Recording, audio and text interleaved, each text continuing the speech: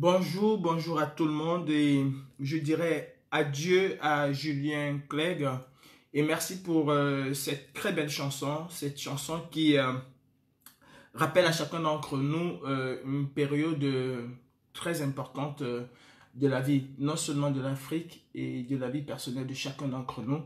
Nous parlons bien sûr de l'apartheid qui malheureusement était une loi et que Mandela a combattu de toutes ses forces. Je fais ce live aujourd'hui sur la page de la brigade anti-Sardina pour m'adresser au sieur Messanga Nyamdine qui a dit qu'il venait rencontrer la brigade anti-Sardina.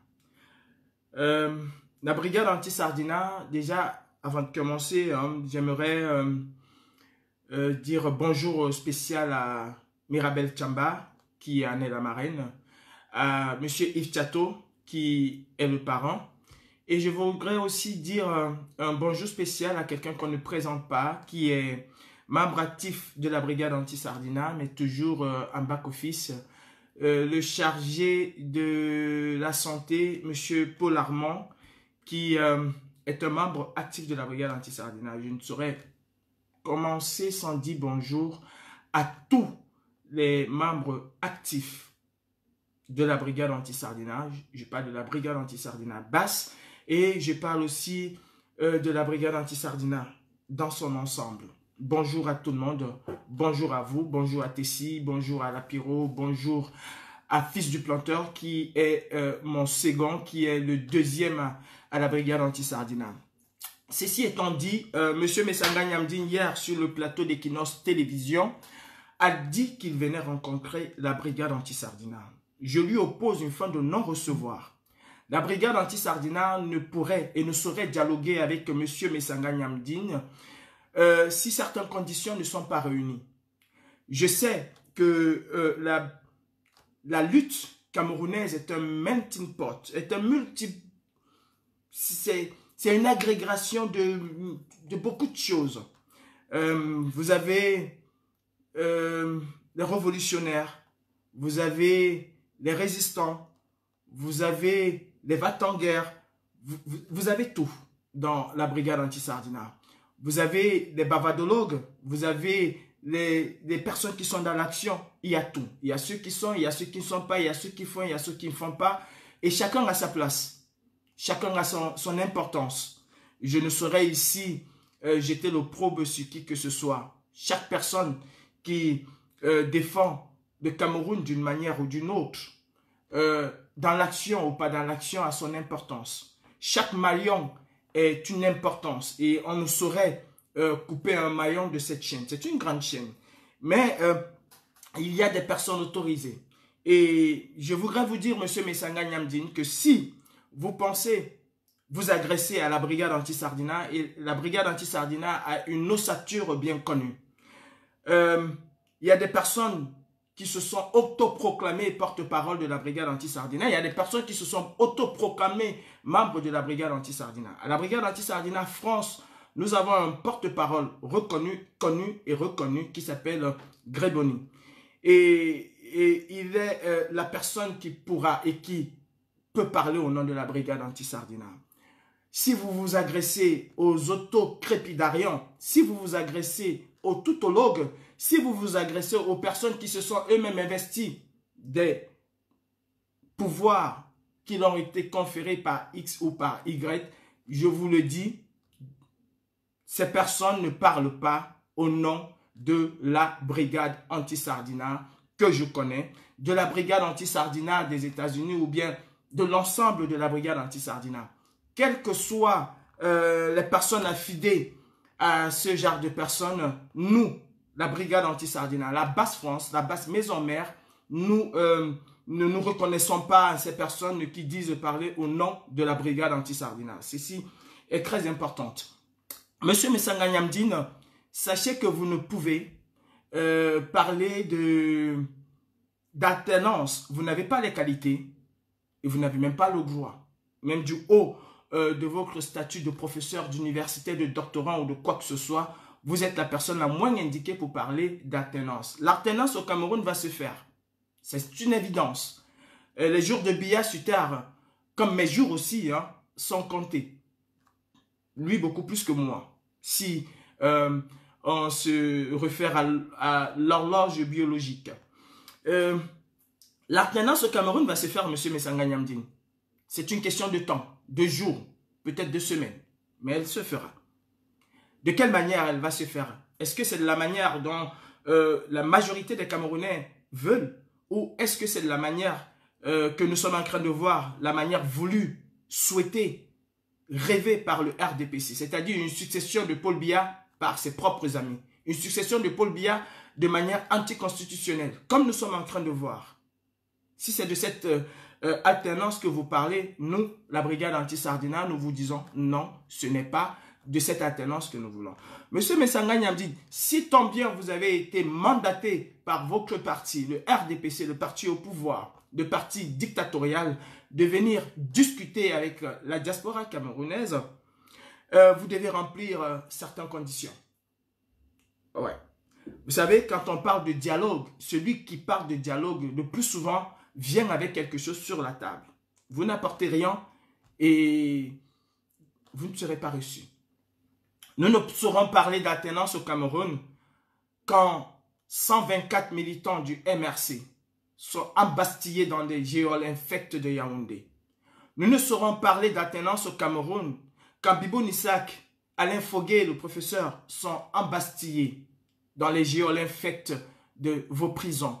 Nous ne saurons parler d'alternance, de dialogue avec vous, représentants du RDPC, quand M. Sisseko Ayoktabe, prisonnier politique, comme les 124 d'ailleurs, est encore en prison. Nous ne saurons parler de dialogue avec vous, M. Nyamdine, envoyé par le RDPC, entre guillemets soi-disant, quand Bibi Simancho et tous nos frères anglophones qui ont été déportés, gardés depuis presque 4 ans, sans aucun jugement dans vos prisons infectes, nous ne saurons parler de dialogue ou d'alternance ou de quoi que ce soit avec vous.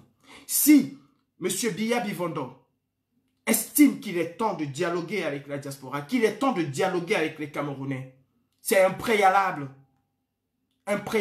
non discutable. Les militants du CPP ne doivent plus être en prison, M. Messanga Nyamdine. Les Camerounais qui ont marché juste parce qu'ils ont demandé un Cameroun nouveau, les Camerounais qui ont marché, qui ont dénoncé ce que vous et votre parti politique, le RDPC, a fait du Cameroun, la gabegie financière, le vol, la corruption. Tant que ces Camerounais-là sont encore en prison, nous ne saurons parler de dialogue, M. Messanga Nyamdine. Je pense qu'il y a un préalable qui doit être fait avant de penser, de parler de dialogue. Quant à moi, M. Messanga Nyamdine, je vous attends en France de pied ferme comme la dernière fois. Ce que vous auriez en face une brigade anti-Sardina déterminée à vous faire avaler vos cravates. Oui, M. Messanga Nyamdine, vous êtes comptable de ce qui se passe au Cameroun. Oui, vous dénoncez, soi-disant. Non, vous ne dénoncez pas. Vous amusez juste la galerie. Parce que si vous dénonciez, si vous étiez vraiment, mais vraiment à fond avec les Camerounais dans leurs revendications les plus profondes, il y a longtemps, vous auriez démissionné de ce parti. Vous dites que la justice camerounaise est une justice équitable.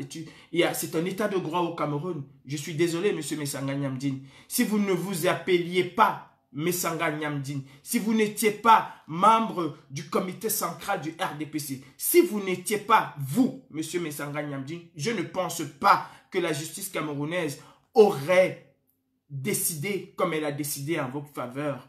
La preuve en est, 124 Camerounais sont aujourd'hui embastillés tout simplement parce qu'ils ont osé exercer un droit constitutionnel. Ils sont embastillés en dehors de toute forme légale. Et vous êtes là, vous ne vous apitoyez que sur votre propre sort.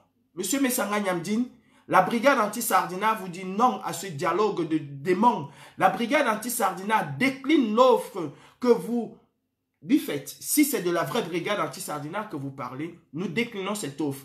Nous ne dînons pas au dîner des démons, au dîner des sorciers, au dîner des criminels. Nous ne mangeons pas de ce plat. Nous sommes pour un Cameroun libre, prospère, pour un Cameroun sans dictature, pour un Cameroun de démocratie. Ceci étant dit, je vous attendrai ce pari de pied ferme, comme je vous l'ai dit, comme je vous ai promis il y a quelques mois, quand vous m'avez donné rendez-vous. Pour moi, le rendez-vous, il est toujours là. Et s'il faut que je sois gardé à vue, ben, je serai gardé à vue, M. Messanga Nyamdine. Surtout, n'osez jamais inviter quelque part la brigade anti-Sardina quand ces préalables ne sont pas réunis. Ceci étant dit, M. Messanga Nyamdine, la libération de ces prisonniers politiques interviendra avec ou sans vous, avec ou sans votre dialogue, je dirais, de merde. Vous rencontreriez peut-être des personnes, mais je vous le dis aujourd'hui, ces personnes ne parleront pas au nom de la brigade anti-Sardina. En tout cas, pas au nom de la brigade anti-Sardina de France. Et je sais que ces personnes ne parleront pas au nom des autres brigades anti-Sardina. En tant que commandant en chef, je décline au nom de la brigade anti-Sardina cette invitation. Nous ne participerons pas à cela. Bonjour à vous et portez-vous bien, M. Messanga Nyamdine. Vous savez, la justice ultime, c'est la justice de Dieu. Et cette justice vous rattrapera tôt ou tard. Et quant à nous, à la brigade anti-Sardina, vous savez de quoi nous sommes capables. Nous sommes des hommes du terrain. Et quand on parle du terrain, nous sommes des hommes d'action. Nous sommes presque dans la légalité et presque dans l'illégalité. Et j'assume ce rôle d'activiste. Et en tant qu'activiste, je serai peut-être dans l'illégalité avec vous. Parce que je vous le promets, M. Messanga Nyamdine, vous feriez mieux de vous cacher si vous êtes à Paris. Surtout, ne me cherchez pas. Ne cherchez pas, fils du planteur. Ne cherchez pas la brigade anti-Sardina. Nous ne déjeunerons pas avec vous. Oui, il faut un dialogue au Cameroun. C'est très important. Nous le voulons et nous le souhaitons. Mais vous n'êtes pas la personne la plus autorisée au Cameroun pour parler, pour anticiper le dialogue. Non. Vous viendrez rencontrer vos amis, peut-être vos amis que vous avez infiltrés dans la résistance camerounaise. Je vous le dis, M. Messanga Nyamdine, aucune résistance au monde, aucune résistance ni aucune organisation au monde n'est saine. Il y a toujours des infiltrés. Il y a des infiltrés à la CIA, la plus grande organisation mondiale. Il y a des invités, il y a des infiltrés à la DGSI, il y a des infiltrés partout. Et la brigade anti-Sardina ne saurait être une exclusivité, une exclusion. Non. On ne peut pas dire que dans la résistance camerounaise, il n'y a pas d'infiltrés. Il y a des infiltrés et on fait avec. On est obligé de faire avec. Et sachez que ces personnes ne représentent rien du tout. J'en ai terminé avec M. Messanga Nyamdine. Mes frères, mes soeurs, je ne serai pas très long. Samedi, j'étais invité à une rencontre Union européenne, France-Afrique. Et j'ai été stupéfait de me rendre compte d'une chose, mes frères. La diaspora africaine, dans son ensemble, pour la plupart, n'est pas une diaspora qui se bat véritablement pour une Afrique libre. Je veux que vous le sachiez. C'est très important. Quand vous entendez les gens dire « je suis à la Sorbonne », « je suis ENAC »,« je suis ici, je suis là », sachez que ces gens sont des personnes qui sont formatées à remplacer ceux qui sont déjà vieillissants dans nos pays. J'étais dans une salle où tout ce que j'ai entendu de cette diaspora estudiantine, de cette diaspora intellectuelle, entre guillemets, c'était comment faire pour aller faire leurs affaires en Afrique. C'était comment trouver les moyens pour s'implanter en Afrique. En aucun moment, je n'ai entendu les gens parler de la misère. En aucun moment, je n'ai entendu les gens parler de la dictature. Non, tout ce que j'ai entendu, c'est que nous voulons bien aller investir au Cameroun, nous voulons bien aller investir en Côte d'Ivoire, mais il y a des freins, il y a des ceci. Il va falloir que nous essayons de nous harmoniser pour que cela soit un peu plus fluide, pour que nous puissions mieux nous intégrer quand nous irions en Afrique. C'est tout ce qui concerne la diaspora intellectuelle africaine. Elle ne s'apitoie pas sur le sort des millions. Parce que nous parlons peut-être de 2 ou 3 millions d'Africains en diaspora. Mais nous parlons d'un continent qui a plus d'1,5 milliard de citoyens qui vivent dans la misère, dans le dénuement le plus total. Et à aucun moment, je n'ai entendu ces intellectuels à s'apitoyer là-dessus. Vous avez bien vu que quand j'ai pris la parole, ce sont les mêmes Africains qui ont failli me bouffer cru. Les mêmes Africains qui défendaient la France, défendaient l'Union européenne. Je n'en revenais pas. Et c'est exactement ce qui se passe dans nos pays. Je parle du Cameroun parce que c'est mon pays, parce que je maîtrise mieux le Cameroun. Vous avez l'ENAM. Qu'est-ce que l'ENAM forme? Est-ce que vous pensez que toutes les autres écoles au Cameroun ont le même rôle que l'ENAM?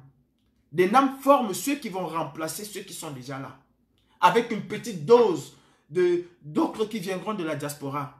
C'est exactement comme ça que la diaspora réfléchit. Quelqu'un qui est à l'ENAM, lui, sa réflexion, c'est de remplacer, c'est d'être sous-préfet, c'est d'être administrateur civil à X ou à Y endroit demain.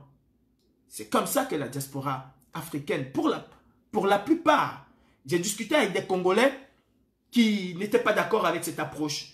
J'ai discuté avec des Comoriens qui n'étaient pas d'accord avec cette approche. J'ai discuté avec des Sénégalais, des Ivoiriens, quelques qui n'étaient pas d'accord avec cette approche. Mais pour la plupart des personnes avec lesquelles j'ai discuté, en off bien sûr, quand le sommet s'est achevé, la plupart étaient branchés sur ce que eux, ils pouvaient apporter en Afrique. Comme si en Afrique, nous étions des personnes indigènes. Comme si on n'avait pas de cerveau en Afrique. Comme si on ne pouvait pas réfléchir. Comme si nous, Africains, nous ne pouvons pas construire l'Afrique. Et je me battrai de toutes mes forces. Avec la brigade anti-Sardina, nous nous battrons de toutes nos forces pour que l'Afrique, pour que l'Africain qui est en Afrique soit autant respecté que celui qui vient de la diaspora. Parce que celui qui vient de la diaspora n'a pas plus d'intelligence que celui qui est en Afrique. Et c'est ce que j'ai compris. Moi, j'appelle ça le syndrome du petit roi. Quand on est en diaspora, on se prend pour un roi. J'ai entendu une Camerounaise parler et j'avais la chair de poule. En fait, elle est arrivée en Europe. Directement, elle est blanche. Elle est européenne, elle n'est plus africaine. Non, les Africains, ils sont malades. Quand vous envoyez l'argent en Afrique, ils bouffent votre argent. Mais les Africains, il faut qu'on essaie de changer, qu'ils essayent de changer. Elle ne dit pas que nous essayons. Elle n'est plus africaine. Non, elle est européenne. Malgré sa couleur noire. Elle est européenne, elle n'est plus africaine. Il faut qu'ils essayent de changer. Et j'ai dit à cette dame à la fin, malgré son air un peu hautaine, je lui ai dit à la fin, madame, vous savez, pourquoi est-ce que quand vous envoyez vos argents en Afrique, on le bouffe? C'est parce qu'il n'y a pas de justice. Quoi qu'on va dire, quoi qu'on va faire, quelles que soient les réformes que nous allons faire au Cameroun, sachez une chose, messieurs, mesdames, la justice est la colonne vertébrale d'une nation.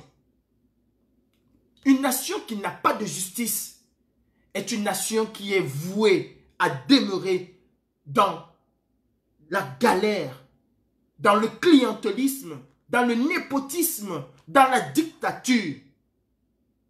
La colonne vertébrale d'une nation, le premier pilier d'une nation, c'est la justice. Si quelqu'un sait que s'il bouffe, comme on dit chez nous, l'argent de quelqu'un, il rendra des comptes, il payera d'une manière ou d'une autre, parce que la justice le lui obligera, cette personne ferait attention. Ça ne veut pas dire que quand il y a la justice, il n'y a pas de brebis galeuses. Mais quand il y en a, ces brebis galeuses-là, elles savent exactement où est-ce qu'elles vont se retrouver. C'est aussi clair que ça. Si on envoie l'argent au Cameroun et qu'on mange au Sénégal ou au Mali, ben c'est parce que chacun est roi. C'est parce que c'est la cour du roi Pécrou. Chacun fait ce qu'il veut. Du président de la République au balayeur. Et Dédé Yango le disait, chez nous tout le monde est patron. Qui est donc patron? Chacun se dit roi. Qui est donc le roi? Et ceci, c'était en 89. On a l'impression que nous nous réveillons et que nous découvrons ce que c'est que le Cameroun. Je parle du Cameroun. En 89, Dédé Yango brossait déjà et ça n'a pas changé. Au contraire, c'est allé de mal en pire. Mes frères africains de la diaspora, je respecte les Camerounais. Je nous respecte profondément. Parce que nous avons créé cette scission-là. Nous avons pu montrer aux Camerounais et aux Africains que la diaspora, c'est pas sauf que c'est pseudo-intellectuel. Parce qu'en réalité, le constat est amer aujourd'hui. Ceux qui tuent l'Afrique après le colon, et ils sont préparés pour cela, ce sont les intellectuels africains en général. L'Afrique a prospéré avec des cancres comme nous. Houphouët-Boigny était-il intellectuel comme... Je ne pense pas. Président Ahidjo, qui en quelques années a mis le Cameroun sur la rampe des pays en développement, était-il intellectuel? Nous avons bien vu ce que nos intellectuels camerounais, pour la plupart, font. Il est temps. Il est temps que nous, Africains, il est temps que nos Camerounais, nous apprenions à bâtir notre pays en pensant d'abord aux Camerounais qui sont au Cameroun. Il est temps que nous, de la diaspora, nous arrêtons de nous prendre pour des rois, pour des demi-dieux, tout simplement parce que financièrement, nous sommes assis, comme on dit chez nous. En Afrique, il y a des intellectuels. Au Cameroun, il y a des intellectuels. Au Cameroun, il y a des personnes qui ont été formées dans nos écoles, qui sont capables d'apporter une plus-value dans la construction du Cameroun que nous voulons. Il est temps qu'au Cameroun, nous faisons confiance aux Camerounais, issus de l'éducation camerounaise, pure souche. Et c'est possible. Parce que parmi, il y en a qui sortent du lot et qui se distinguent de par leur qualité et de par leur capacité à aller de l'avant. Mes frères, mes sœurs, pour finir, j'apprends ça et là qu'il y a des gens qui veulent aller au Cameroun. Vous savez, vous avez vu des personnes qui ont fait des très longs voyages, des personnes qui se sont levées de chez elles, qui sont allées mener des opérations sans tambour, sans trompette. Elles n'ont appelé personne. Elles sont allées le faire parce qu'elles avaient la capacité de le faire, parce qu'elles avaient l'envie de le faire. Et si quelqu'un veut partir au Cameroun, il n'a pas besoin de m'attendre moi, Kadibri, pour aller au Cameroun. Et je le dis, et ce serait la dernière fois que je le dis. Je m'adresse tant au Sardina que à ces maillons de la chaîne que nous avons dans la diaspora et dans la lutte camerounaise. Je ne partirai pas au Cameroun me battre, ou bien je ne partirai pas au Cameroun pour aller à la poste centrale ou où que ce soit. Et le jour où je vais vouloir partir au Cameroun, vous allez vous réveiller à 6 h le matin. Vous allez me voir au Cameroun. Je ne dirai à personne. Celui qui veut aller au Cameroun, c'est très simple. Il prend son billet d'avion, il va au Cameroun. Et même étant au Cameroun, il peut faire aussi l'appel. C'est comme ça. On se lève et on dit, moi je suis prêt, venez en pas. Non, non, non, non. Tu prends ton avion, tu vas au Cameroun. Quand tu arrives au Cameroun, tu dis, me voici, je suis là, ils ne m'ont pas mangé, venez aussi. C'est comme ça. Et je vais vous dire, l'ayatollah Khomeini a chassé le Shah d'Iran étant en France. Étant en France, il a mené son mouvement. Il est rentré une fois fini. Étant en France, il a mené son mouvement. Il est rentré chez lui une fois fini. Beaucoup de luttes se sont passées dans la diaspora et ont prospéré dans la diaspora. Moi, je vous le dis, le jour où il y aura une véritable rébellion au Cameroun, je ne sais pas d'où elle viendra, hein, mais le jour où il y aura une rébellion capable ou bien une rébellion qui va vouloir, je le dis, on m'accuse déjà de vouloir monter des coups d'État au Cameroun. Moi, le petit calibré, le cancre, il est créé. Je suis accusé par la DGSI de vouloir formater un coup d'État au Cameroun. Mais le jour où il y aura une rébellion pour la restauration du pouvoir camerounais, pour la restauration de la démocratie au Cameroun, ce jour, sans tambour, sans trompette, je sais comment je suis arrivé en France par la nage, et par cette même nage-là, je retournerai au Cameroun, me battre aux côtés de ces personnes-là. Et j'ai entendu qu'il y avait un avion qui avait été affrété. Apparemment, cet avion est toujours garé sur le tarmac de l'aéroport Charles de Gaulle. Ben, cet avion est encore dispo et a besoin de vous. Si vous voulez aller au Cameroun, eh bien, allez-y au Cameroun.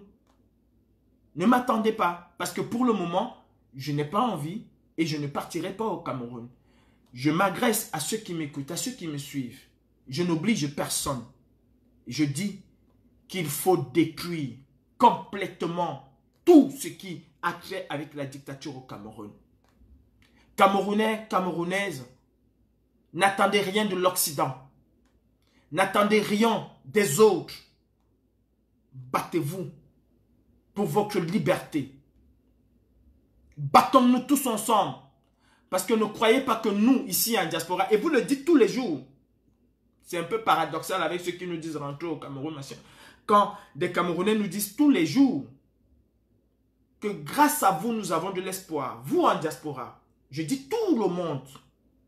Je ne parle pas de la brigade anti-Sardina exclusivement. Les Camerounais nous disent, grâce à vous, grâce à ce que vous faites en diaspora, nous avons de l'espoir. Et on veut me dire qu'il faut que je rentre au Cameroun le faire. Non. De ma cuisine feutrée, de mon salon le plus feutré, je vous dis, je ne vous ordonne pas et je laisse le libre arbitre à chacun de décider ce qu'il fera. Mais il va falloir un jour ou un autre que massivement nous nous retrouvons dans la rue. Mes frères de la diaspora, vous êtes libres de prendre le courant qui vous sied le mieux. Si vous estimez que le changement au Cameroun viendra dans la paix, c'est votre droit le plus absolu. Je ne vous combats pas là-dessus. Et même s'il y avait un combat, ce serait un combat idéologique. Ce ne serait pas un combat où on serait capable de s'entretuer. Non. Vous êtes libre. Et c'est votre choix. C'est votre droit le plus absolu. Nous sommes en démocratie. Et en démocratie, la liberté d'expression est l'essence, la colonne vertébrale de la démocratie. Et si moi, Calibri, ou si Max Seigneur Ivoire dit qu'il est pour une lutte féroce contre ces personnes qui sont elles-mêmes féroces, c'est de notre droit le plus absolu. Ni vous, ni nous, ni qui que ce soit la résistance, que ce soit dans la paix, que ce soit dans la guerre, que ce soit le soya, personne de nous n'a la science infuse. Personne de nous n'a le monopole de la lutte au Cameroun. Et je pense que comme les prêtres, quand vous avez en face de vous un prêtre catholique, il ne vous dit pas, n'allez pas chez le protestant, c'est la mauvaise religion. Non, il vous prêche sa religion. Il vous prêche son évangile à lui. Et j'aimerais que chacun prêche son évangile sans pointer du doigt l'autre. Déjà, le RDPC nous pointe du doigt. Et s'il y a des combattants, soi-disant combattants. Parce que je dis soi-disant, quand on est combattant, ça veut dire qu'on est dans une logique guerrière. Et quand on n'est pas dans une logique guerrière, on cesse de s'appeler combattant. C'est pas moi qui le dis, c'est le dictionnaire qui le dit. Alors s'il y a des combattants qui vont pointer d'autres, ah non, ceux-là sont des mauvais, ils veulent détruire le Cameroun, et ceux-là sont des mauvaises personnes, ils veulent que le Cameroun marche en l'envers.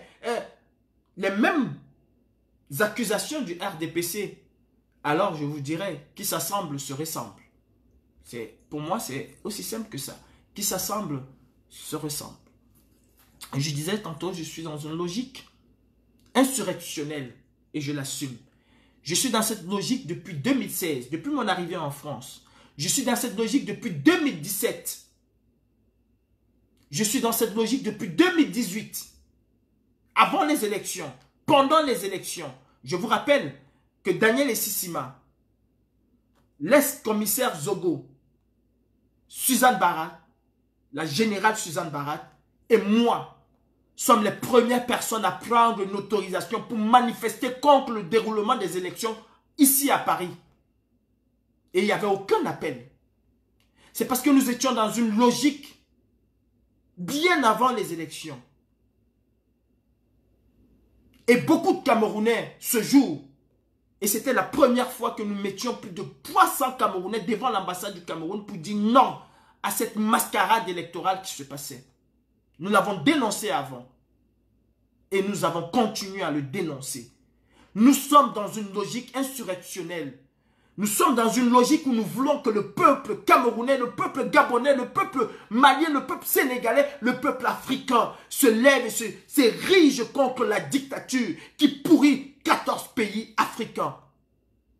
Vous parlez de la logique de paix. Je disais tantôt que c'est votre droit le plus absolu. Chacun a ses armes pour évincer la dictature. Sauf que il y a une logique que nous devons tous, d'une manière ou d'une autre, accepter. Ceux qui sont au pouvoir au Cameroun n'ont aucune envie de partager le pouvoir avec qui que ce soit. Et vous le savez. Aujourd'hui, nous assistons aux prémices de ce qui va être dans une année, dans une semaine, dans un mois ou dans 2 mois. Ou même dans 3 mois, je ne sais pas. Mais nous assistons là aux prémices du Cameroun de demain. Et tous autant que nous sommes, que ce soit les hommes de la société civile, que ce soit les hommes politiques, que ce soit même les Camerounais, pour certains, nous faisons fi de ne pas le voir. Dans des pays sérieux, dans des pays démocratiques, c'est le chef du gouvernement, c'est-à-dire le Premier ministre, qui représente de manière officielle et solennelle le chef de l'État. Mais nous assistons au Cameroun à un bicéphalisme à la tête du gouvernement. Monsieur Ferdinand Gongo, ministre d'État, non, ministre d'État, secrétaire général de la présidence de la République, est aujourd'hui, depuis, il était déjà, et on l'a décrié, aujourd'hui, se comporte comme le véritable président de la République du Cameroun. Ce qui était hier une rumeur. Je voyais des professeurs agrégés s'étaler là-dessus. Je voyais des intellectuels camerounais, tant dans la diaspora qu'au Cameroun, s'étaler là-dessus. Aujourd'hui, c'est un fait avéré que Ferdinand Gongo se comporte comme étant le véritable président de la République du Cameroun sous nos yeux et sur nos barbes. Et nous sommes incapables de dire quoi que ce soit. C'est le Premier ministre du Cameroun qui devait représenter le chef d'État, pas le chef de l'État. À la place, qui le représente? Qui se balade avec une sécurité quasi présidentielle? Qui parle aujourd'hui au nom du président absent, que nous ne voyons pas, et même quand nous voyons, ça donne non seulement de la nausée, et beaucoup de pitié quand on voit cet homme. Y a-t-il encore un président au Cameroun? Croyez-vous que M. Ferdinand Gongo, une fois qu'il a goûté ce siège entre guillemets de président de la République, a-t-il un seul instant envie de laisser ce siège pour qu'une autre personne vienne prendre ce siège? Les cartes sont en train de se distribuer au Cameroun. Et nous sommes... parce qu'on veut se tirer dessus les uns les autres pour amuser la galerie en train de dire non, ce serait dans la paix. Ça va se passer dans la paix. Le Cameroun est déjà gouverné par M. Ferdinand Gongo. Et si nous avons un leader que nous disons porter, il est temps de s'insurger contre ça. Si nous avons envie que ce leader, soi-disant que nous portons, et si nous portons véritablement ce leader, nous devons nous indigner du fait qu'il y a un président à la place du président au Cameroun. Au lieu de ça, on nous dit non, ce sont des infiltrés. Non, ils sont seuls. Non, vous êtes 4, non? Nous, on est nombreux. Vous êtes 2, non? Nous... C'est pas là la question. Et je veux que vous sachiez une chose. Il y a une différence entre la quantité et la qualité.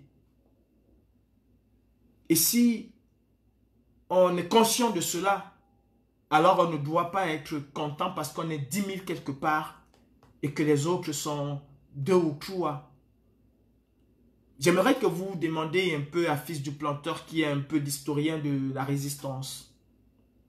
Il vous parlera de Fidel Castro, qui avec 12 personnes a réussi l'exploit d'arriver au pouvoir. J'aimerais que vous demandiez aussi à Fils du Planteur, bien avancé dans ces histoires historiques à travers le monde.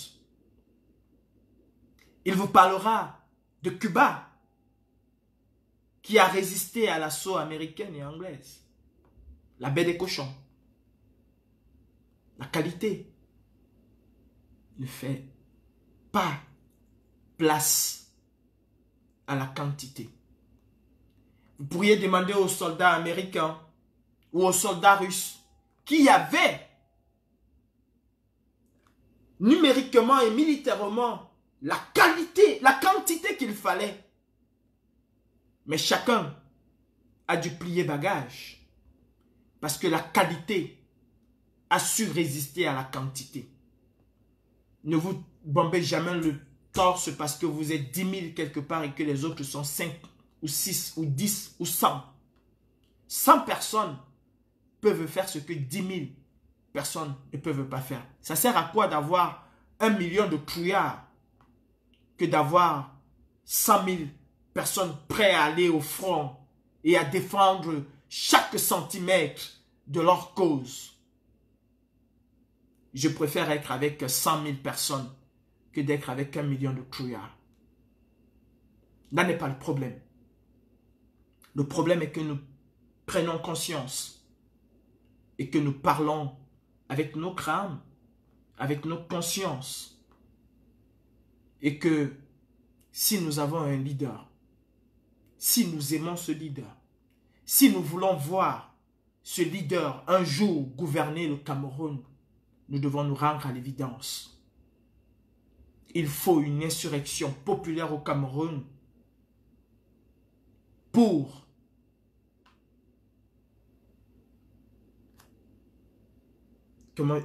déblayer le chemin, instaurer une véritable démocratie au Cameroun. J'ai parfois certaines choses que j'apprends. J'ai des personnes qui me parlent. Et je sais comment le gouvernement dictatorial de Biya va mettre complètement certaines personnes hors jeu dans cette résistance. Est-ce que vous savez que secrètement, et c'est la visite de Messanga Nyamdine, et je me dois de vous le dire, que chacun soit préparé à cela.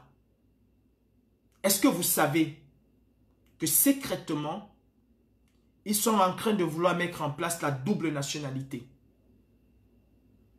Est-ce que vous le savez? Ils sont en train de vouloir mettre en place une certaine amnistie. C'est-à-dire quoi?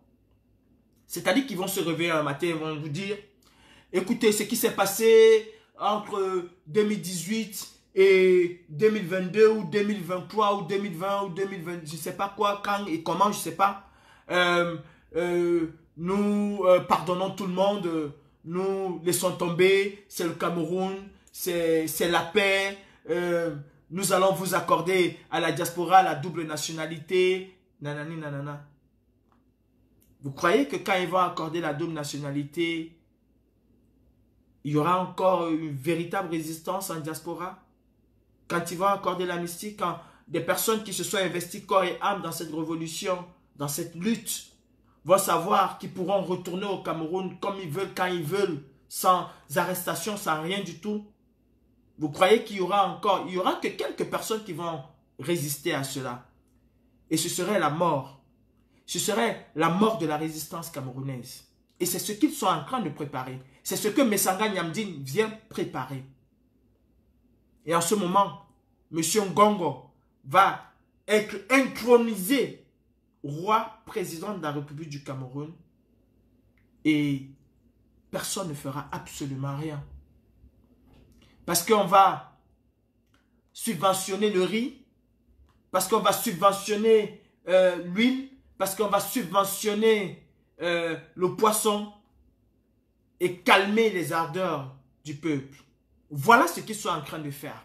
Et je l'ai, cette information, d'une haute personnalité sous anonymat qui nous dit voilà ce que Ngongo est en train de faire pour calmer l'ardeur des Camerounais et pour mieux s'installer au pouvoir. Vous pensez qu'il y aura une transition démocratique au Cameroun? Non, il y aura une espèce de coup d'État au Cameroun. Nous devons nous rendre à l'évidence. Camerounais, Camerounaises, la seule issue pour empêcher cela, c'est une insurrection populaire au Cameroun. C'est le soya. Oui, je l'assume. Et je l'ai assumé. Et je l'assumerai encore. Nous devons détruire toutes les traces de la dictature au Cameroun. Quand on dit abat la dictature, c'est abat la dictature. On ne dit pas en haut la dictature, on dit abat la dictature. Et on doit abattre la dictature. On ne rigole pas avec la dictature. Parce qu'elle ne rigole pas avec nos familles. Elle ne rigole pas avec nos frères. Elle ne rigole pas avec nos enfants. Oui, nous sommes en diaspora, nous pouvons nous soigner. Combien de Camerounais peuvent se soigner? J'ai posé la question qui a dérangé et qui a plu certains. Combien de présidents africains sont capables de se soigner dans leur pays? Combien de dirigeants africains sont capables de se soigner dans leur pays? Parce qu'on n'a pas d'hôpitaux dans nos pays. Parce qu'il n'y a pas d'hôpitaux au Cameroun. Je vous rappelle qu'un hôpital, ce n'est pas un bâtiment qu'on a écrit dessus hôpital. Un hôpital, c'est un ensemble. C'est du personnel formé. C'est du matériel adéquat. C'est l'accès à ces matériels. C'est tout cet ensemble. C'est le bâtiment. C'est tout cet ensemble. Mais on ne peut pas venir mettre un bâtiment et on nous dit qu'on a un hôpital au Cameroun. Quand Brenda Biya a mal aux yeux, pourquoi prend-elle l'avion pour venir voir un ophtalmologue en Europe? Y a-t-il pas des ophtalmologues au Cameroun? Oui, il y a des ophtalmologues, sauf qu'il n'y a pas de même appareil qu'elle va trouver en Europe. Ce n'est pas le même hygiène qu'elle va retrouver en Europe. Et nous sommes en train de dire que c'est dans la paix.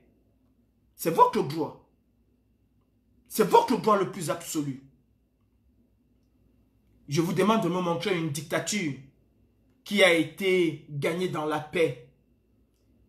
J'ai vu des gens me dire, se balader des gens qui sont sodomisés par le diable, se balader partout avec des vidéos, des Algériens qui disaient, ils ont voulu que nous nous battons avec la police, nous avons refusé.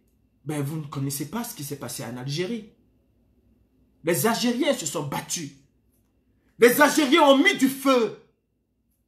Les Kabyles ont mis du feu. À Alger, il y a eu du feu. À Alger, il y a eu des destructions. À Alger, il y a eu des morts, il y a eu des blessés. Ça n'a jamais été dans la paix. Même comme cela leur a été volé. Mais ça n'a jamais été dans la paix. En Tunisie, il y a eu du feu. Il y a eu des destructions. Il n'y a aucune insurrection populaire qui se passe dans la paix. Aucune. Les Maliens se sont levés dernièrement. Vous avez vu la maison des dirigeants, comment c'était? Sans dessus, sans dessous. Les Burkinabés, qui n'ont pas eu besoin d'armes, encore que nous n'appelons même pas aux armes. Les Burkinabés qui n'ont pas eu besoin d'armes. N'ont-ils pas brûlé leur assemblée nationale, qui était l'assemblée de la dictature?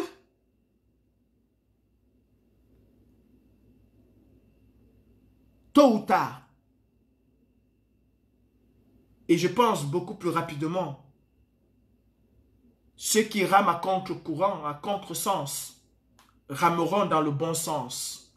Parce qu'ils viendront nous dire, oh Camerounais, levez-vous, il faut brûler, il faut mettre le soya, maintenant c'est trop, toi c'est trop, on en a marre. Ils viendront le dire. Et ce n'est qu'une question de temps. Et ce n'est qu'une question de temps. Ngongo est en train de s'installer au pouvoir.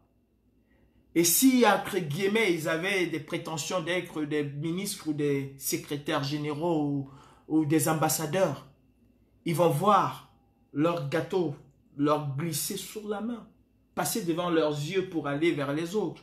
Et en ce moment, ils vont défendre bec et ongle leurs aspirations. Non, ils ne sont pas encore, mais ils défendront leurs aspirations. Et c'est tout à fait normal que des gens veulent être des ministres. C'est tout à fait normal. Il faut des ministres pour avoir un gouvernement. Il faut des secrétaires généraux pour le fonctionnement d'une administration. Il faut des ambassadeurs. Il faut des directeurs. C'est tout à fait normal. Et c'est légitime. Ce n'est pas un mal. Parce que je ne vois pas le mal là qu'il y a quelqu'un en diaspora qui espère être demain ministre au Cameroun. Non, c'est tout à fait normal. S'il en a des capacités, si celui qui est au pouvoir lui fait confiance, alors c'est tout à fait normal qu'il ait cette aspiration-là. C'est pas mauvais. Je n'ai pas de problème contre ça. Mais seulement, ramenons-nous à l'évidence. Si un temps soit peu, vous avez des rêves d'être ministre au Cameroun ou des rêves de jouer un rôle important au Cameroun, il est important de défendre son rêve. Ne vis pas ta vie à travers l'autre. Vis ta vie à travers toi. Vis ta vie à travers les siens. Mais pas les autres. Alors si tu as un rêve de ministre, si tu rêves être demain ambassadeur, si tu rêves être demain secrétaire général, si tu rêves compter les arbres au Cameroun et pas en diaspora, alors recousse-toi les manches comme avait dit Paul Biya et mettons-nous ensemble dans le ring pour combattre et battre cette dictature. Camerounais, Camerounaises, ne pensez pas que le changement s'obtiendra dans le silence. Non.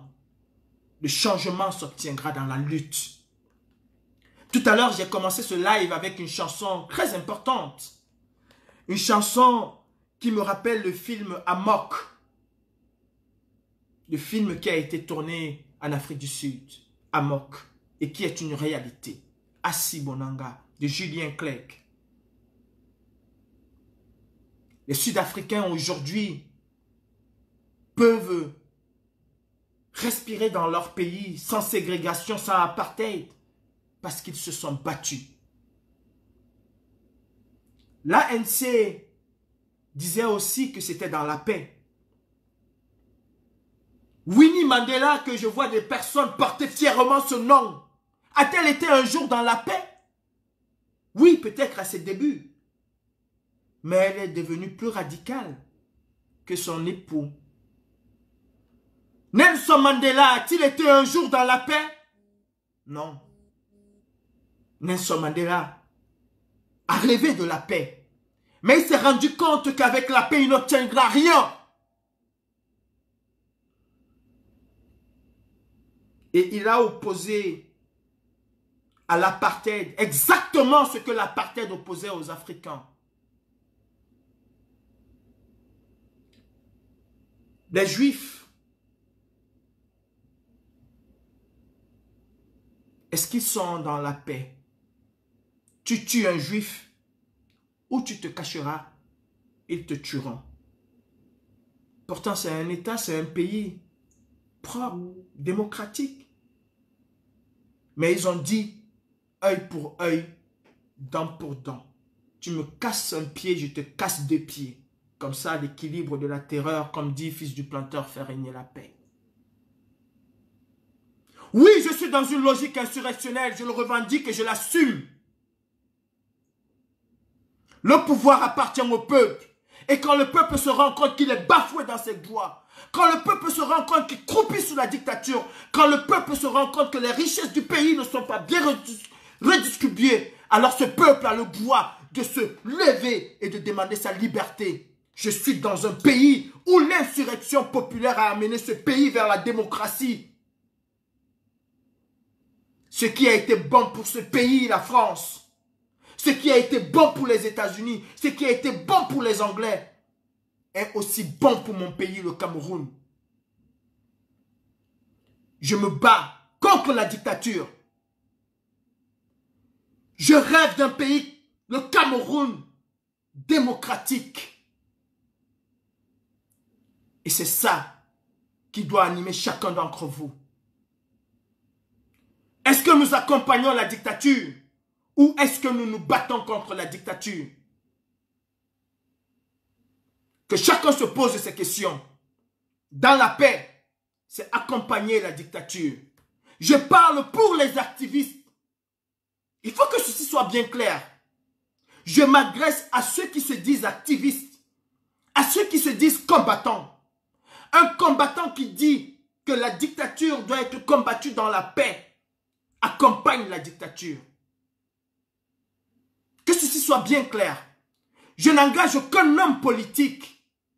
Et je ne parle au nom d'aucun homme politique. Je ne parle et je ne m'adresse au nom d'aucun parti politique. Je parle en tant qu'activiste. Et chaque Camerounais, soucieux du développement du Cameroun, soucieux de l'avenir de ses enfants, doit se revendiquer activiste avant quoi que ce soit. Accompagner la dictature, c'est dire dans la paix pour les activistes, pour les combattants. Vous savez, il faut qu'on soit sérieux et honnête avec nous-mêmes. Trop de dichotomie, ça rend les choses inaudibles. Trop de slogans, trop de concepts finit par tuer le concept même. Parce qu'il y en a trop. Aujourd'hui, le seul slogan qui doit pas prévaloir, mais le slogan logique. Et la réalité, c'est une insurrection populaire au Cameroun. Allez chercher des algorithmes qui vont tourner à gauche et à droite, ça ne trouvera pas. Ça ne trouvera qu'une seule chose. Il faut une insurrection. Allez chercher des concepts ou des slogans qui sont populistes. Les slogans populistes, parce qu'il faut avoir des gens qui vont nous écouter, parce qu'il faut avoir une arène où c'est conquis. Oui, tout le monde est là parce qu'on parle ce qu'ils veulent écouter. C'est faire du Zemmour. C'est faire du Marine Le Pen. C'est faire du Silvio en Italie. Et d'ailleurs, on parle du populisme. Dites-moi qu'est-ce que les populistes ont apporté de neuf en Europe. Salvini en Italie. Qu'est-ce qu'il n'a pas promis aux Italiens avec ses concepts? A-t-il pour autant apporté ce que les Italiens voulaient? Partout où les populistes sont partis, ça a été après désolation.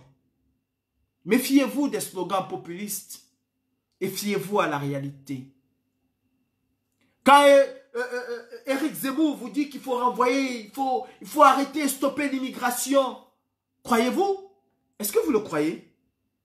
Comme disait le grand, est-ce que vraiment vous croyez à cela? Vous savez, pour que la France stoppe l'immigration, il va falloir que la France commence déjà par sortir de l'Union européenne.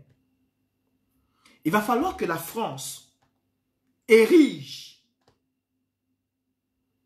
écoutez-moi très bien, une forteresse autour des frontières de la France, du nord au sud, de l'est à l'ouest.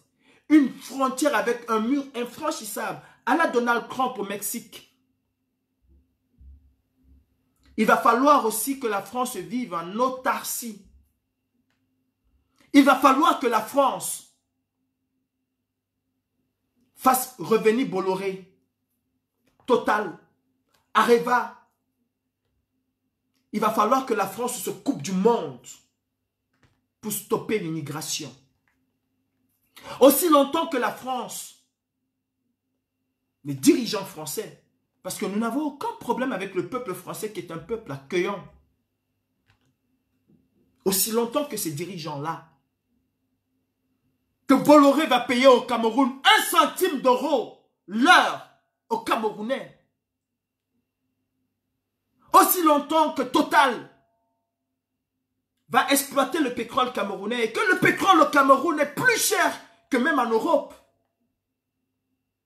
Alors il y aura des milliers de Camerounais, des milliers de Sénégalais, des milliers de Maliens qui prendront la route et qui vont casser même la plus grande forteresse qui se trouve en Europe ou où que ce soit. Et vous croyez à Zemmour? Soyons sérieux mes frères. La logique s'impose. Et la logique qui s'impose au Cameroun aujourd'hui, c'est qu'il y a un grand remplacement qui est en train de se faire au Cameroun. C'est que Ngongo et son clan, c'est que le RDPC est en train d'expérimenter tout ce qu'ils peuvent pour demeurer au pouvoir éternellement au Cameroun. Ce qui se passe aujourd'hui au Cameroun, je n'ai rien contre une tribu, mais il y a certaines personnes, je dirais, certains écans pour dire en réalité, qui pensent, comme certains Bamilekons, qui pensent que c'est leur tour, ou certains écans qui pensent que le Cameroun leur a toujours appartenu et que le Cameroun doit leur appartenir ad vitam aeternam, que c'est leur pays, que ce sont eux qui ont donné le pouvoir à Ahidjo, qu'Ahidjo leur a remis le pouvoir et que cette fois-ci le pouvoir ne peut pas bouger. Et je parle des écancres. Je ne parle même pas des étones ou des écancres, je parle des écancres. Pardon, excusez-moi. Comme il y a certains Bamilekons, je ne parle pas des Bamilekés, je dis bien des Bamilekons qui pensent que c'est leur tour aussi. Non, ce n'est pas le tour de quelqu'un. C'est le tour du Cameroun de se libérer de la dictature. Et nous devons combattre l'extrémisme si elle vient des écancres ou si elle vient des Bamilekons. Je le dis, et coupez cette partie comme vous avez l'habitude de couper. Je ne parle pas des Bamilekés parce que les Bamilekés sont des personnes dignes. Sans les Bamilekés, le Cameroun ne vivrait pas aujourd'hui. Sans les vrais Bamilekés, le Cameroun ne vivrait pas. Mais je parle des Bamilekons, ceux qui réfléchissent exactement comme les écancres. Parce que si nous sommes capables d'appeler les autres écancres, et que nous ne sommes pas... Pourquoi on les appelle? Quels sont ceux que nous appelons les écancres? Ceux qui pensent que le Cameroun, que le pouvoir au Cameroun appartient, c'est féodal pour eux. C'est un truc féodal, c'est un truc ancestral, c'est comme la chefferie qu'on leur a donnée. C'est ce qu'ils pensent, ces écancres. et certains Bamilékans qui veulent réduire l'homme politique à son ethnie. Pourtant, cet homme politique dit, s'il y avait un concours pour être Eton, pour être Fulbé, pour être Mundang, pour être Douala, je le ferais parce que je suis Camerounais. Parce que lui, il pense Cameroun. Lui, il pense nation, lui, il pense peuple. Il ne pense pas ethnie. Et la seule façon de combattre ces extrémistes de droite ou de gauche, c'est que chaque Camerounais doit prendre conscience qu'il a une arme, et une arme à destruction massive. Cette arme, c'est la rue. Face à la rue, aucune dictature ne résiste. Toutes les dictatures sont tombées face à la furie de la rue. Hier encore, nous étions en train d'enfoncer le Soudan. Est-ce que les Soudanais ont eu besoin de prendre les armes? Non. Chacun a exercé son pouvoir. Et l'ensemble de ce pouvoir a créé une détonation plus puissante que la plus grande des bombes atomiques. L'ensemble des personnes qui étaient dans les rues au Soudan ont créé une détonation, je le dis et je le répète, qui était plus puissante que la plus grande des bombes atomiques jamais construites par l'homme. La puissance de la rue est une arme à destruction massive pour les dictateurs. La puissance de la rue a fait tomber les rois en France. La puissance de la rue a fait reculer un ministre, Dominique de Villepin en France, qui disait face aux étudiants, aux élèves, je ne céderai même pas d'un iota. Et il a vu une démonstration monstre dans les rues. Les élèves, les lycéens se sont massivement rués vers les rues. De Paris à Marseille, de Marseille à Grenoble. Et en une journée, Dominique de Villepin a compris qu'il ne pouvait pas faire le poids. Arrêtons de nous s'embrigader dans des relents ethniques qui ne servent pas le Cameroun, mais qui servent plus nos intérêts que l'intérêt de la nation. Ne m'attendez pas au Cameroun, je ne viendrai pas. Et ne me demandez jamais de venir vous suivre dans vos bêtises de merde. De me dire, je prends l'avion, je pars au Cameroun. Si vous voulez aller au Cameroun, allez-y. Montrez-moi l'exemple, montrez-moi le chemin. Ne m'appelez pas à un défi, parce que je ne relève pas ce genre de défi idiot, con et bête. Je relève les vrais défis. Appelez-moi pour qu'on aille craquer mes sangas Nyamdine, je viendrai. Appelez-moi pour qu'on aille au siège de Total, je viendrai. Appelez-moi pour qu'on aille chez Bolloré, je viendrai. Mais ne m'appelez pas pour me dire, il faut qu'on parte au Cameroun. Le jour où je partirai au Cameroun, vous n'en saurez pas. Vous allez découvrir. Quand Sébastien Ebala s'est levé pour aller à la poste, est-ce qu'il a appelé quelqu'un de venir l'aider? Il est allé tout seul. Et il a dit, venez me retrouver. C'est ça un homme. C'est ça un homme. Le jeu politique aujourd'hui au Cameroun, c'est deux pôles qui s'affrontent. Il y a 360 ou 300 ethnies au Cameroun. Où sont les autres? Vous êtes assis en spectateur en train de regarder. Ah non. Oh, le Cameroun nous appartient à tous. Le Cameroun est un héritage commun. Et si vous ne vous levez pas aujourd'hui, parce que vous estimez que c'est un Bamileke qui va prendre le pouvoir, vous allez vous lever demain. Parce que la crise mondiale, la crise économique va faire en sorte que vous allez vous lever. Je vous dis, le gouvernement camerounais ne pourra pas subventionner à vie les denrées alimentaires. En France déjà, c'est programmé l'année prochaine. La baguette, pour tout le monde, passe à 1 euro. l'année prochaine parce que le prix du blé a augmenté. Parce que la demande du blé est telle que les Chinois ont tout pris. Vos téléphones portables, tout ce que vous consommez aujourd'hui est en train d'augmenter. L'inflation est en train de prendre. Et au Cameroun, le pouvoir d'achat ne suit pas avec l'inflation. En Afrique, le pouvoir d'achat ne suit pas avec l'inflation. Tôt ou tard, 2008, février 2008, va se répéter au Cameroun. Parce que la famine va vous obliger à sortir.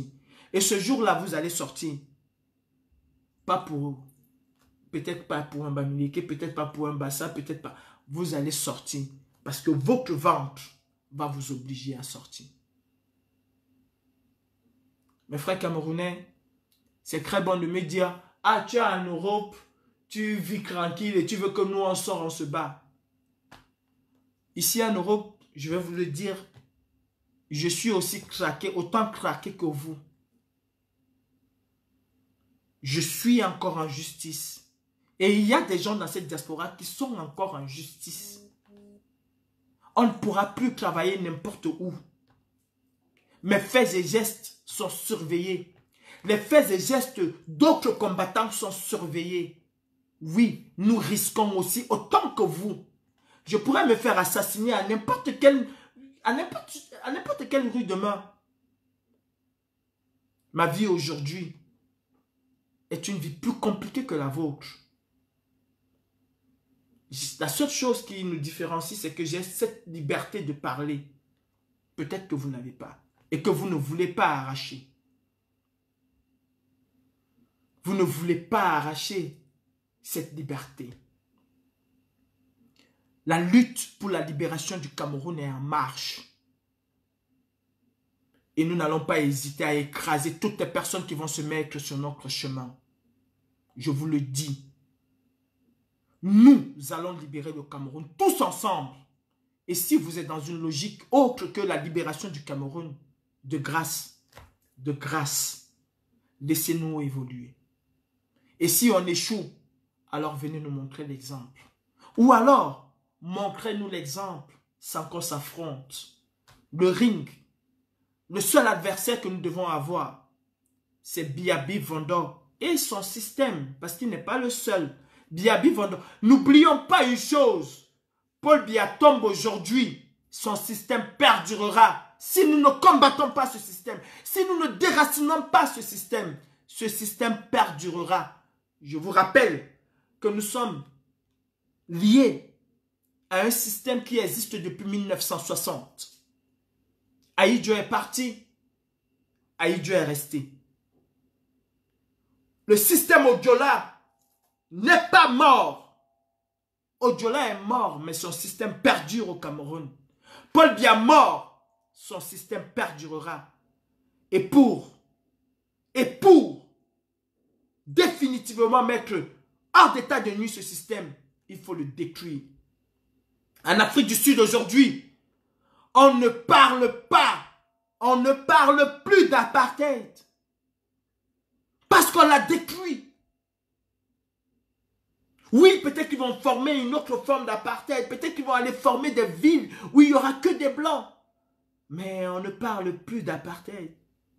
Et dans cette ville-là, aucun blanc ne pourra dire à un noir que tu ne vas pas t'installer ici. Parce que chaque Sud-Africain est chez lui, où qu'il soit. Aux États-Unis, on ne parle plus de ségrégation. Non. On n'en parle plus. Parce que des hommes comme Malcolm X ont combattu et ont détruit cela.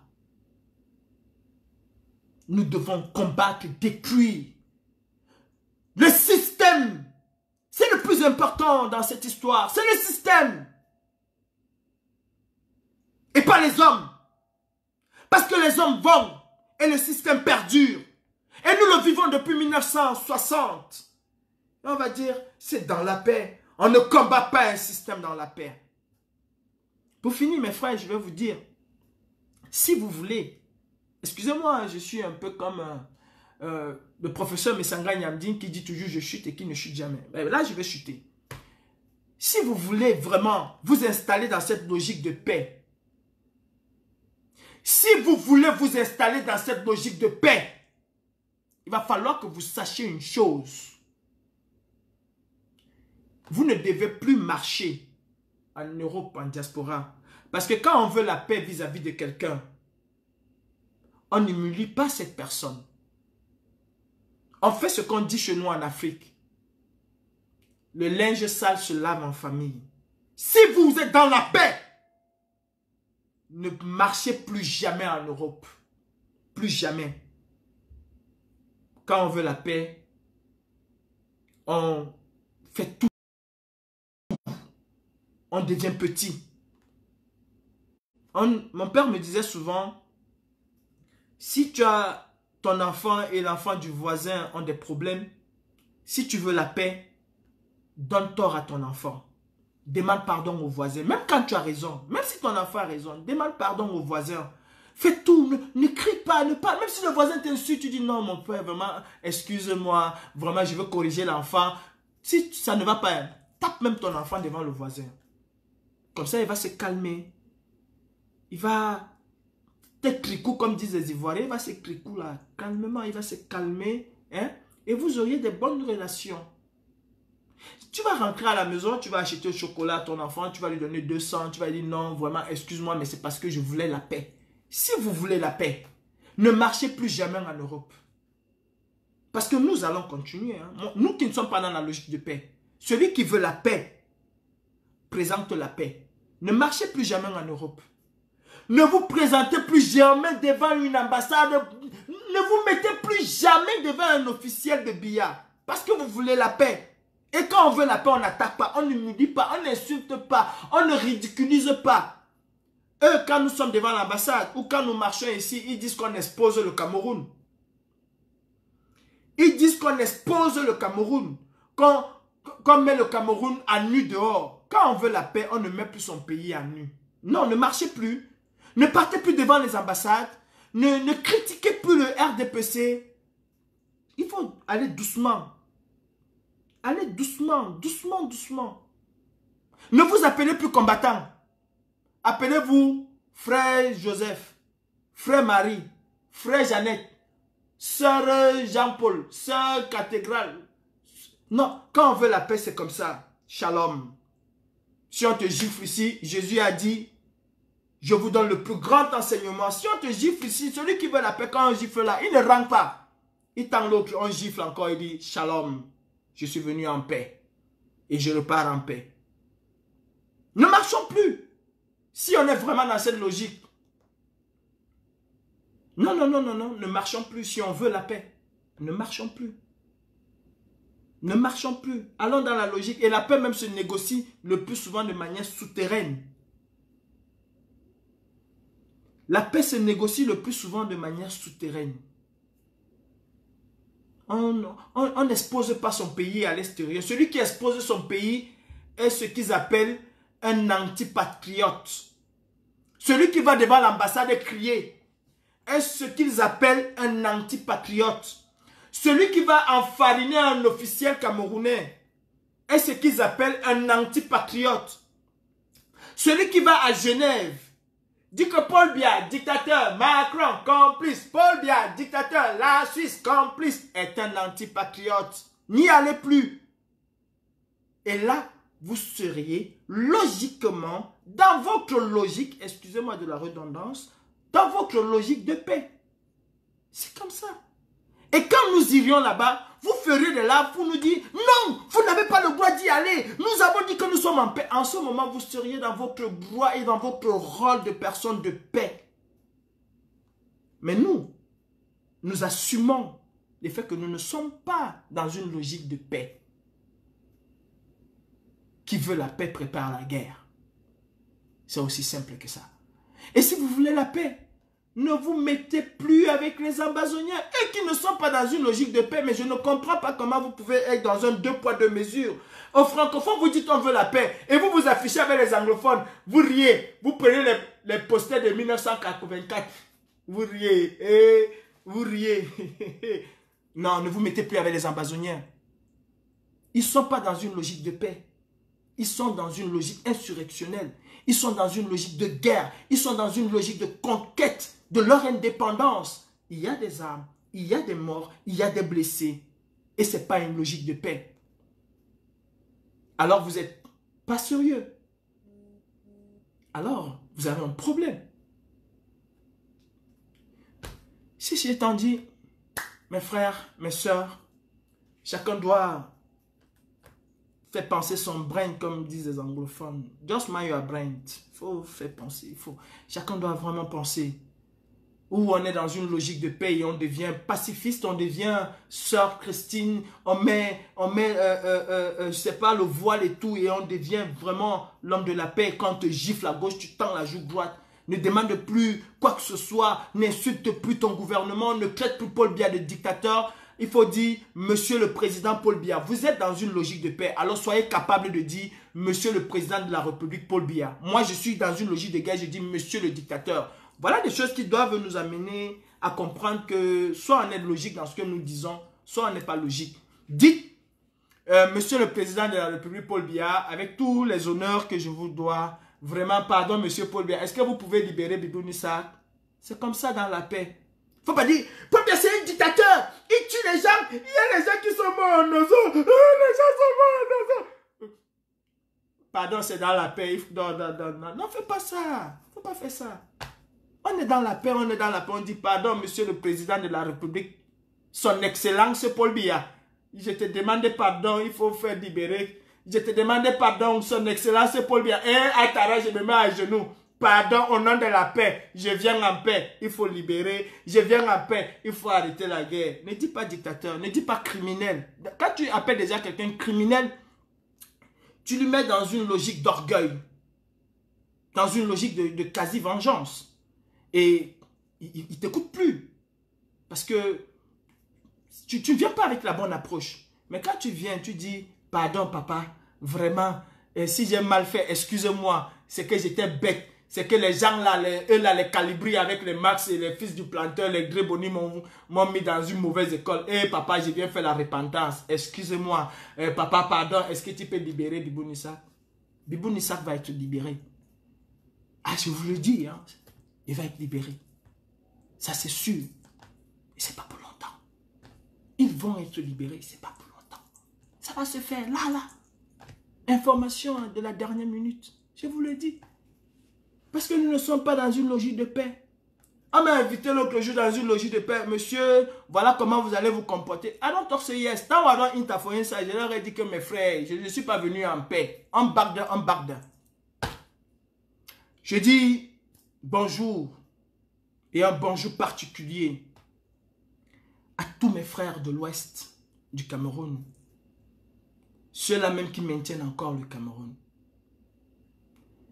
Je dis bonjour particulier et très particulier à ces hommes d'affaires de l'ouest Cameroun qui s'occupent plus de leur argent que de s'occuper de la misère des Camerounais dans l'ensemble et de leurs propres frères du village, qui sont capables de donner 3 milliards, 4 milliards, 10 milliards au RDPC pour une campagne. Et ne sont même pas parfois capables de construire une école ou quelque chose de bien. Si vous voyez des écoles construites au Cameroun, surtout à l'ouest du Cameroun, c'est parfois l'œuvre de la diaspora camerounaise, très vaillante, très solidaire. Ça peut pas. C'est parfois l'œuvre des associations un peu partout au Cameroun, mais pas de ces hommes d'affaires là. Et il faut qu'on soit capable, nous, de dénoncer ces hommes d'affaires. Pas parce qu'ils appartiennent à nos ethnies, mais parce qu'ils sont contre le peuple camerounais. Parce qu'ils sont contre nous-mêmes. Il faut que nous soyons capables, nous, nos frères camerounais, Eton, Douala, Bamileke, Bassa, Nordis, soyons capables de nous regarder en face. Est-ce qu'il est logique qu'au Cameroun, les gens puissent encore mourir d'insuffisance rénale? Comme ça, comme des chèvres. Est-ce qu'il est logique qu'au Cameroun, les gens puissent encore mourir de palu? Est-ce qu'il est logique qu'au Cameroun, quelqu'un n'arrive pas à gagner 30 000 francs le mois, mais quand il va à l'hôpital, on lui dit de payer 400 000 ou 500 000 pour une famille pauvre et très endettée. Le Cameroun est un État pauvre et très endetté. Bon, on lui donne même les choses gratuitement. Nous avons des familles au Cameroun pauvres et très endettées. Est-ce qu'il est logique? Est-ce qu'il est logique? Toi, mon frère de la diaspora, Eton, Boulou, Betty, Nanga, toi, mon frère Ekam, tu crois que tu aides ce gouvernement kleptomane, dictatorial, usurpateur qui est là à Yaoundé. Mais au contraire, tu te fais du mal à toi-même. Oui, je te le dis. Tu te fais du mal, même de manière inconsciente. Tu te fais du mal à toi-même. Parce que tu veux te prendre pour le roi de la famille. Parce que tu veux te prendre pour la reine de la famille. Alors, il ne faut pas que ces statues-là que tu as puissent tomber. Il ne faut pas que ça tombe. Il ne faut pas que cette place qu'on t'a donnée de roi, de reine puisse tomber. Et pour ça, tu mets en péril la vie de tes propres enfants. C'est toi qui sors à 6 h le matin, qui est obligé pour la plupart, pas pour tous, mais pour la plupart, vous êtes obligé. Et je m'adresse tant aux Étones qu'aux Bamileke, qu'aux Aoussa, qu'à tous les Camerounais. Vous qui ne voulez pas vous aligner avec nous pour que nous bâtissons un Cameroun nouveau demain, vous êtes obligé de vous réveiller à 6 h le matin. Faites 3, 4 boulots. Parce qu'il y a au moins 2 boulots qui doivent partir au Cameroun. Continuez à montrer aux Camerounais que c'est vous les kings de la famille, c'est vous les rois de la famille. Mais vous êtes des parfaits esclaves qui ignorent même qu'ils sont esclaves. La grand-mère est malade, il faut que tu es même prêt à vendre ton corps ou à vendre ton corps. Parce qu'il faut que tu envoies 1 million au Cameroun dans les jours qui suivent. Tu vas t'endetter, tu vas faire 3, 4 boulots parce qu'il faut que tu envoies l'argent pour soigner la grand-mère qui est malade. La maman est malade, il faut 4 millions, tu te bats, tu te réveilles à 6 h, tu ne vois pas tes enfants.